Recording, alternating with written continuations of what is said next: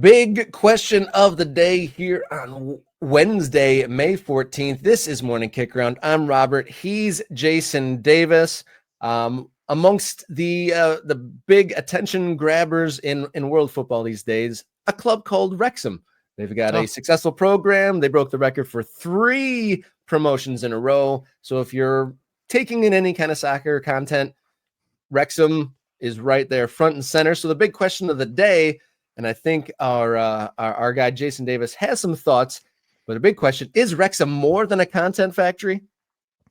Yeah, this is from a story a friend of mine, Leander Sherlackins, wrote at The Guardian. Wrexham's success shows that content is now truly king in football. And I think this is fairly insightful from Leander. He goes on to talk about the amount of money that Wrexham has spent and compares it to the clubs in the various divisions they've been in as they've been climbing the ladder in the English system. It's also worth pointing out, he kind of leads with this.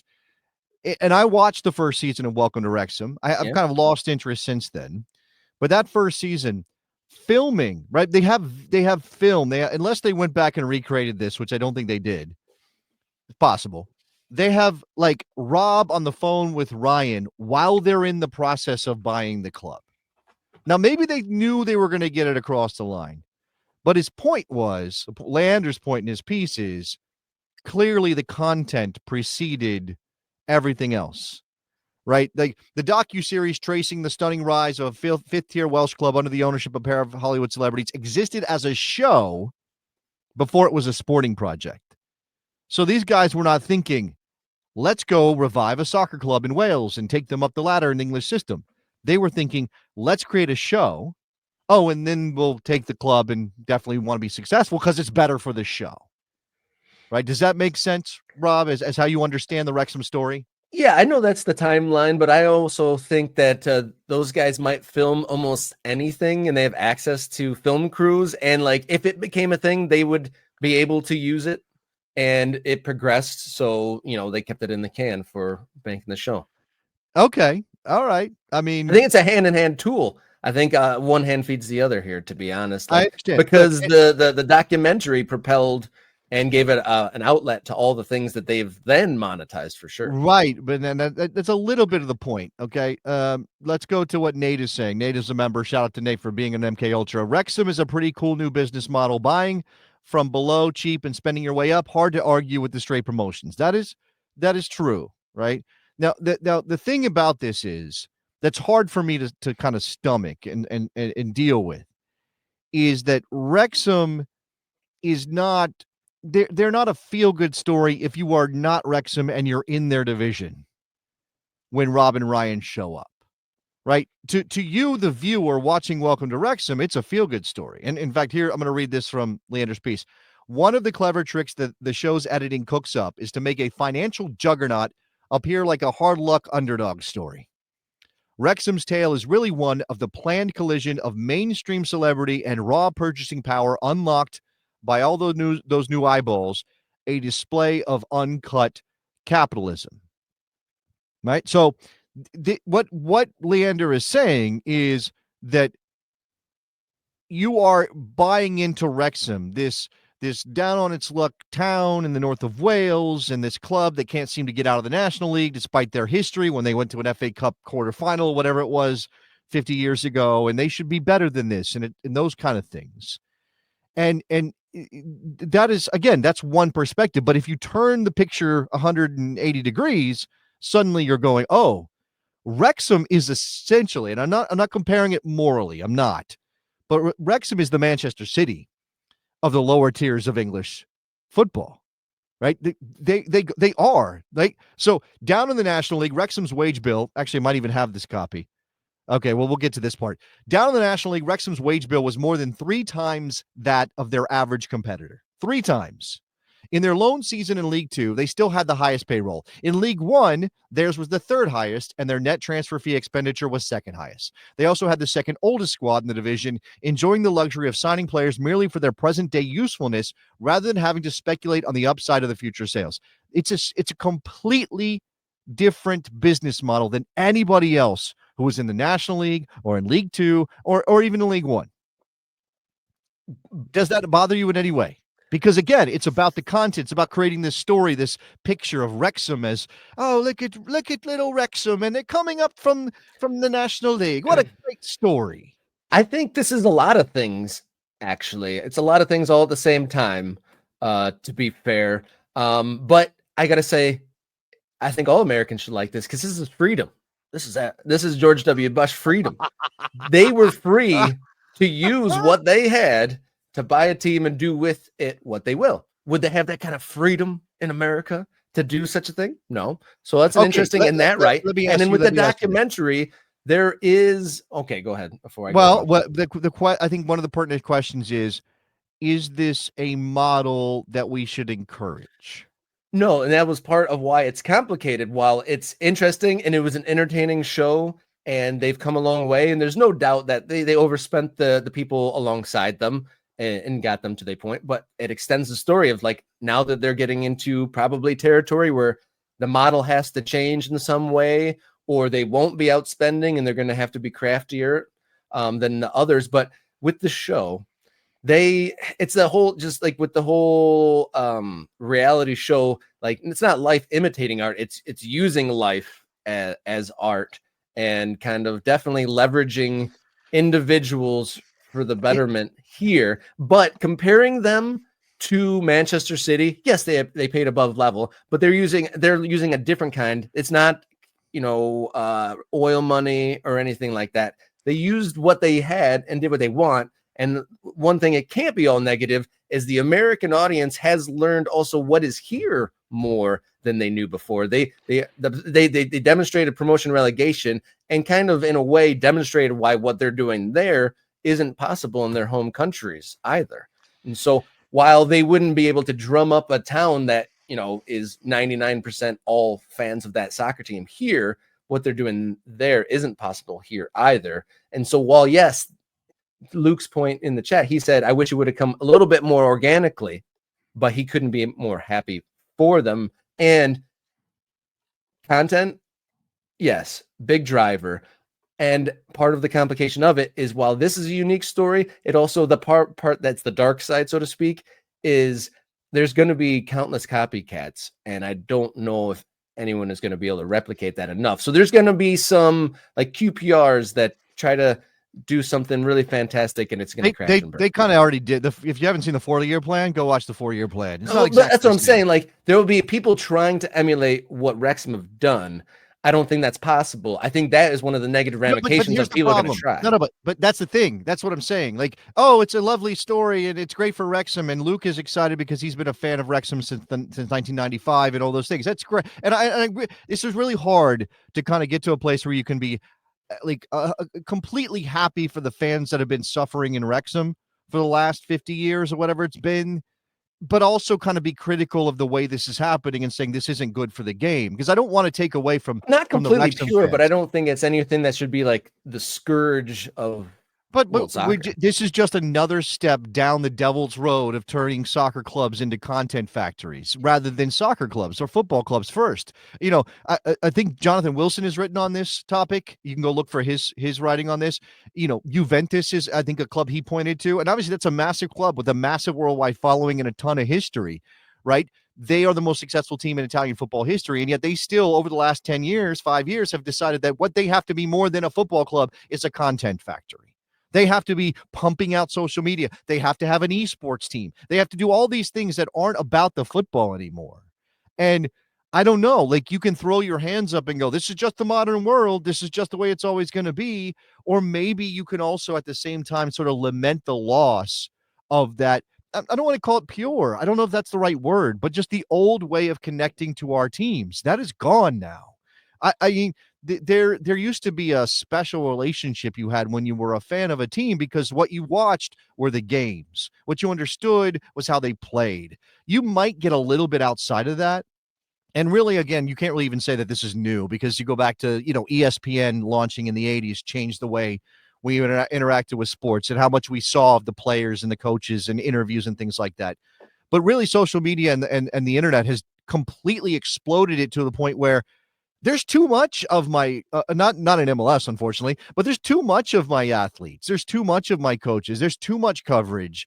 I don't need constantly to be. I mean, I'm as guilty as anybody of consuming it because we don't. It's like ice cream. It's like ice cream when you're a kid. You don't know when to stop. You might like on some level you might understand I shouldn't eat this much ice cream, and people keep telling me don't eat this much ice cream, but you just keep gorging on ice cream. And then you realize, oh, this is not actually what I want. I don't want to feel the way I feel after eating all this ice cream. And I feel like that's kind of where we are. And Wrexham is like the purest form of how content is overwhelming the game.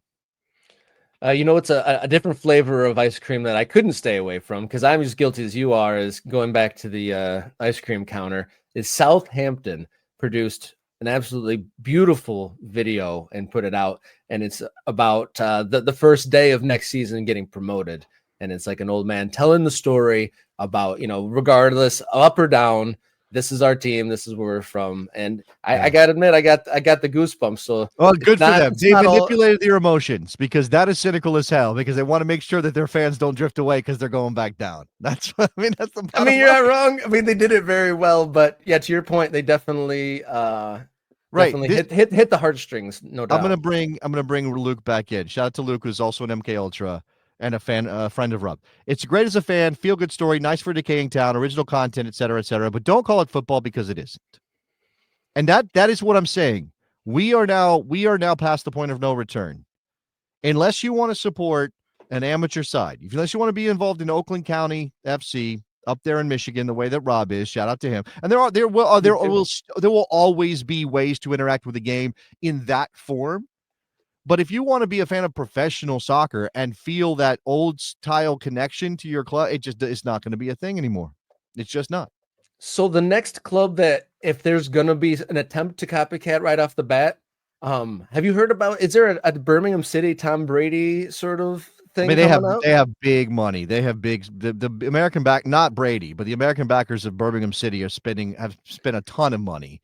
So because they're low key more doing that to, pump it full of money even more so. Well, Birmingham City, though, it doesn't have, and this is why Wrexham is unique and why it made sense, distressed property kind of thing for Rob and Ryan is that, you look at Birmingham City, that's a team that's been in the top division in recent memory, right? They're not like the feel good story in the sense that they've been laboring in the lower divisions for a very long time. They just have done a Sunderland, right? Where they dropped down the ladder and now they're trying to work their way back up. And by the way, I'm going to say this because it came up yesterday on the radio show. Sunderland booked their place in the championship playoff final at Wembley a week from Saturday. They will play Sheffield United, who's their own kind of story.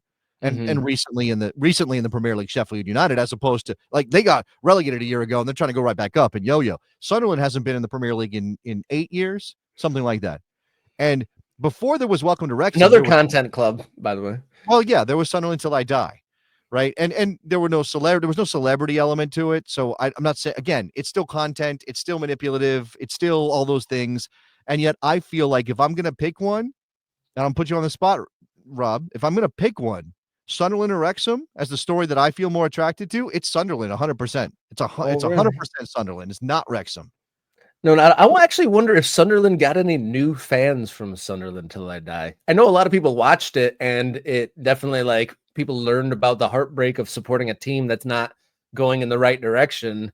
But I'm curious if they became more famous, but I'm not sure if they've gained more fans globally. And I know this is arbitrary on my part, right? I am choosing what I believe, not necessarily based on reality. But Sunderland, a club that had a documentary series that talked about the struggles of the club, who had been this, is a big club going through rough times, which is sort of different than the Wrexham story.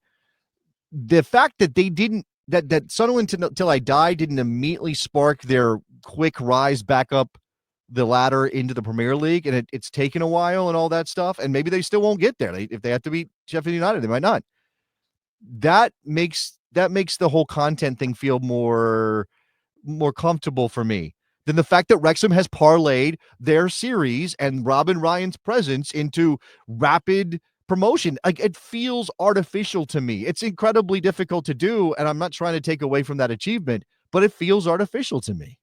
How about a docuseries promotion playoff where Wrexham and Sunderland have to be in the playoff for the promotion to the Premier League. But so they'll have dueling docuseries, maybe the crews getting fights on set. And well, now we just need like a competition reality series where it's like, you know, you have who's to got the pick. better boom mics and stuff like I that? mean, every club has to audition for your vote in terms of content clubs trying to go up to the top division. These clubs and these sob stories and the community and everything else. Wrexham, Sunderland. We can throw clubs like, I don't know, Portsmouth in there. Who else can we throw? Reading deserves to be in. Reading's just Bolton's a story. I mean, you know, come on. There's lots of those in English football, actually. Yeah, last point on the show, Mike Thomas asks, if the show wasn't there but the spend was the same, would you feel any different? Like if it was just an overspending team rather than a content machine? It wouldn't be as in my face, right? But I think knowing who I am, and look, I know I'm not typical. I cover soccer for a living. I do it every single day. I think about it every single day. I'm always thinking about these issues. It would still bother me. It would still bother me that disparity between everybody else in the National League, everybody else in League Two, and Wrexham. If they weren't doing a docuseries, but they were spending this kind of dumb money, it would bother me. It would feel. I know there's no rule against it for the most part. I mean, there are some rules in the football league as to salary budgets, but you know, in terms of expenditures and transfer fees and stuff, like doing things like who was the striker that they got first season, second season, Ali something, that guy, they bring him down from like 2 divisions up to play in the National League. That would feel wrong to me, no matter whether it was a content factory or not. Yeah, they got a couple over league players. I mean, James McLean being in the third tier, you know, he's definitely playing down. And yeah, they definitely stacked it. I mean, they didn't put Ibrahimovic on the team or anything like that. But that would have been amazing. I would have been completely in if they had Zlatan Ibrahimovic in Wrexham. Come on. Yeah, and I wonder what they would do with that sort of ego and personality if he'd be like, you know, like the training bikes aren't good enough, or if he'd be like completely all in the same way the current players are. But we've gone over time. Man, we didn't get to our goal, so we can't do a bonus. I really would love to talk about some of the other things that the chat is talking about. Luke has brought up Salford City, and I definitely have thoughts about Salford City. Oh, there's a Beckham connection too, aren't they reinvesting or something like that? Yes. They're one. I think one of the Nevilles. I think it's Gary. Gary's involved. Phil's not, and then they've got Beckham, and they've basically bought out or for some reason the rest Scholes and Nicky Butt have moved on if they were involved. I don't, maybe Nicky Butt wasn't there, but Scholes is definitely involved and now he's not. Anyway, Salford City is a story, but we'll save that for a different day. Yeah, saving that for a different day. Thank you everyone for tuning in. If we got any subscribers, next time we will get those super chats, but don't forget, subscribe, become a member, help this become the center or amongst the town centers of the American soccer conversation. You can also follow along on social media, X, Instagram, and Blue Sky. You can also write us a note, morningkickaround@gmail.com, or find us as a podcast. You've got the action hand. What's up? Can I ask, this is a call to action for everybody watching right now and everybody who's going to maybe watch this stuff later on YouTube. We really do need your help to spread the word. This is just a word of mouth situation. We do not have an advertising budget. We are not pushing our videos in front of you on other YouTube channels.